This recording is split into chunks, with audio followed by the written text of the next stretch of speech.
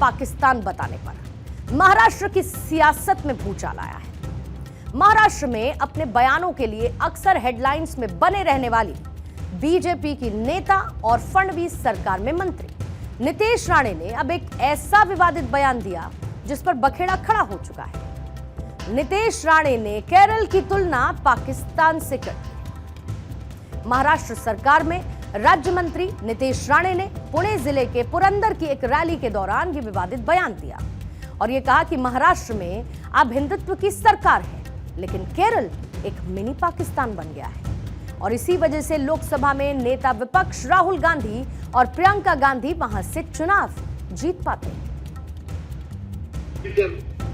Mini पाकिस्तानच आहे केरळ, म्हणूनच तो राहुल गांधी तिथे निवडून आता त्याची बहीण निवडून येते ना, सगळे अतिरेकीच त्याला मतदान करतात। हालांकि 24 घंटे के अंदर ही नीतीश राणे ने यू टर्न ले लिया है और अपने बयान पर एक क्लैरिफिकेशन देती हुई नजर आई। नीतीश राणे ने कहा कि केरल भारत का हिस्सा है। उन्होंने पाकिस्तान से केवल केरल में हो रहे घटनाक्रम के संदर्भ में तुलना की है। जहां पाकिस्तान में हिंदुओं के साथ जैसा व्यवहार हो रहा है वैसी ही घटनाएं भारत में हो रही हैं और इस पर कार्रवाई की जानी चाहिए।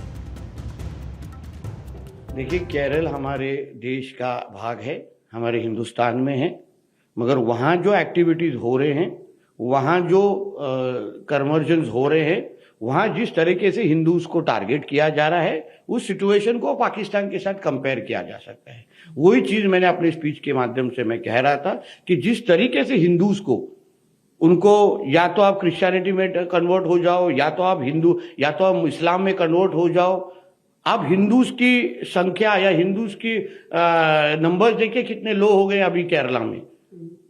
तो वही तो परिस्थिति पाकिस्तान में और हमारे देश में रह के अगर ऐसा कोई कर रहा होगा तो उसे हमको रोकना है। और वही मैं हमारे स्पीच के माध्यम से मैं कह रहा था और वही क्लियर कट मैसेज क्या दे रहा था कि हमारे इंडिया में, हमारे देश में रह के, हमारे भारत में रह के आप हमारे हिंदू राष्ट्र में रह के इस तरीके से हिंदूज को टारगेट कर नहीं सकते। वही मैं मेरे माध्यम से कह रहा था। नीतीश राणे केंद्रीय मंत्री और महाराष्ट्र के पूर्व सीएम नारायण राणे के बेटे हैं और नीतीश अपने विवादित बयानों की वजह से लगातार चर्चा में रहते हैं। नीतीश ने महाराष्ट्र की फडणवीस सरकार में 15 दिसंबर को मंत्री पद की शपथ ली थी और उन्हें मत्स्य पालन और बंदरगाह विकास मंत्रालय का जिम्मा सौंपा गया। उनके खिलाफ हेट स्पीच के पहले भी कई मामले दर्ज हैं और नीतीश के विवादित बयानों की लिस्ट बड़ी लंबी चौड़ी है। 2 नवंबर को जब नीतीश राणे से यह पूछा गया कि आपको मुस्लिमों से क्या दिक्कत है, तो उन्होंने कहा था कि देश में 90% हिंदू रहते हैं। हिंदुओं के हितों की चिंता करना कोई अपराध नहीं। हिंदुओं के त्योहारों पर बांग्लादेशी पत्थरबाजी करते हैं और अगर इसके खिलाफ आवाज उठाने पर मुकदमा दर्ज होता है तो मैं तैयार हूं। इससे पहले 1 सितंबर को धर्मगुरु रामगिरी महाराज के समर्थन में महाराष्ट्र के अहमदनगर में सकल हिंदी समाज आंदोलन हुआ और इसमें बीजेपी के विधायक नीतीश राणे ने कहा था कि महंत रामगिरी महाराज के बारे में कोई कुछ बोलेगा तो मस्जिद में घुसकर चुन चुन कर मारेंगे। इसी साल लोकसभा चुनाव के दौरान बीजेपी नेताओं की बैठक में नीतीश राणे ने कहा था कि अगर 4 जून को मेरे हिसाब से रिजल्ट नहीं आया तो सरपंच पैसा मांगने ना आए। तुम्हें अभी जितने वोट मिले हैं मुझे उससे ज्यादा वोट चाहिए।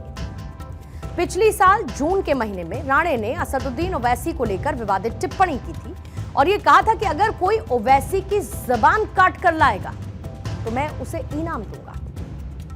अब नीतीश राणे के मिनी पाकिस्तान वाले बयान पर कांग्रेस अटैकिंग मोड में है। कांग्रेस के सांसद तारिक अनवर ने कहा है कि इस तरीके की बयानबाजी से बीजेपी गुमराह करने की कोशिश कर रही है।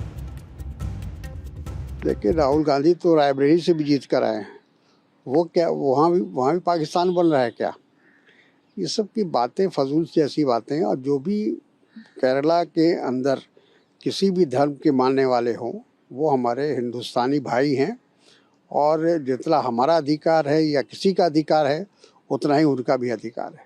इस तरह की फजूल बातें करके लोगों को गुमराह करने की कोशिश भारतीय जनता पार्टी करती रही है और कर रही है लगातार। दरअसल महाराष्ट्र विधानसभा चुनावों के साथ लोकसभा की 2 सीटें नांदेड़ और वायनाड में उपचुनाव हुआ था। वायनाड से कांग्रेस की महासचिव प्रियंका गांधी ने जीत हासिल की थी। चुनावी राजनीति में वायनाड लोकसभा उपचुनाव से ही उन्होंने डेब्यू भी किया। इससे पहले 2 बार राहुल गांधी वायनाड से चुनाव जीत भी चुके हैं और अब नीतीश राणे का बयान एक बार फिर से कांग्रेस के हाथों में है और कांग्रेस हमलावर नजर आती है।